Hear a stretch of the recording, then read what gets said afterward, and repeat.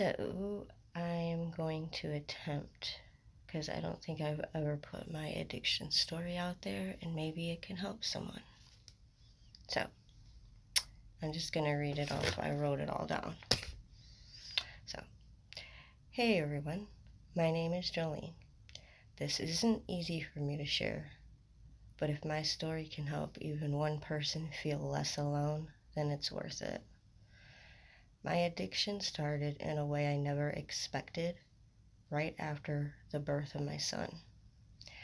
After giving birth, I was prescribed Vicodin for back pain because it took 3 tries for the epidural to work.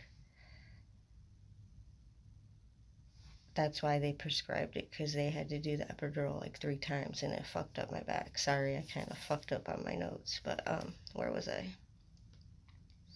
I wasn't expecting anything beyond relief from physical pain from the Vicodin, but once I took the Vicodin, I noticed something else. My anxiety, something I'd silently struggled with for so long, was just gone.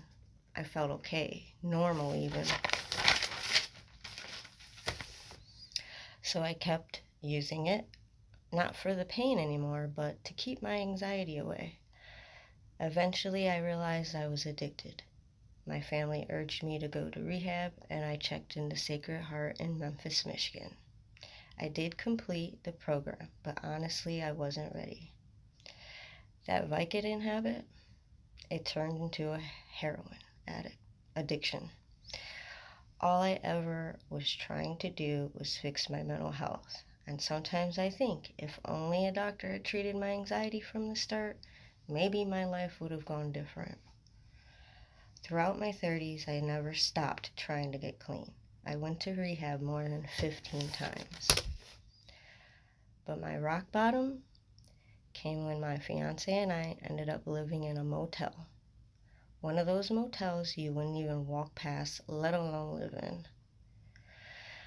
We were there a year. Some weeks we couldn't afford to even pay, but because we'd been there over 90 days, this was before they made you leave for 24 hours, they couldn't kick us out without evicting us. So what did they do? They shut the power off. We had no electricity, but we stayed because as awful as it was better than the streets. We'd pay the maintenance guy $20 to turn the power on after the manager left and on and off again in the morning so we could use the microwave and charge our phones, which was really nice of him to do that.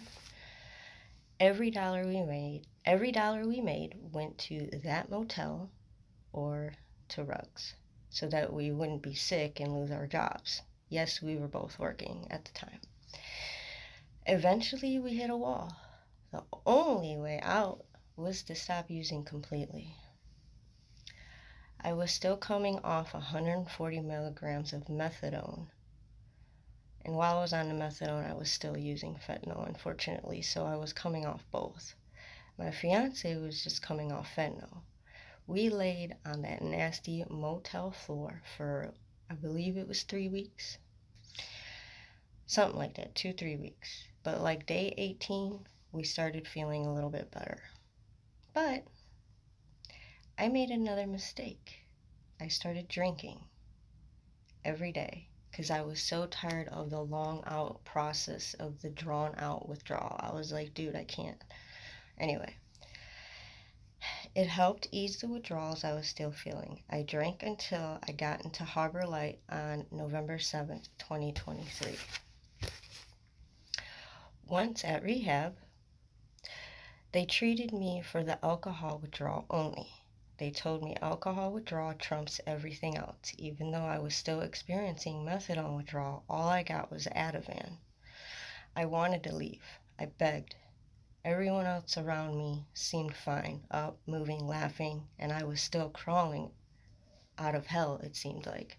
But I stayed because I was done. I knew, as much as I wanted to leave, I just kept praying to God, don't let me leave. I need to stay here. I need to get the fuck through this finally.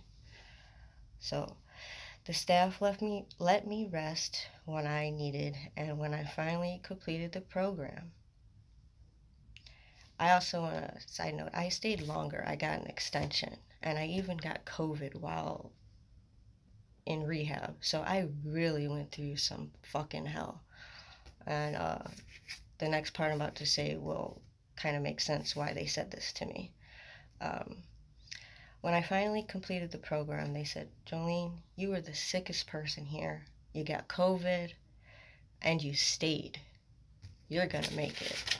And that made me feel so good. And I kind of knew in my head too, like, when you know you're done, you're done. Like, when you go to rehab for other people, you're not doing it for yourself. But when you're ready to be done, you're done. You go, you get it done, and you're done. Okay, so today I am 1 year, 6 months, and 20-something days clean from FET. And 1 year, 6 months, and 5-some days sober from alcohol. If you are out there struggling, don't stop trying. I failed so many times, but never gave up. You don't have to be perfect.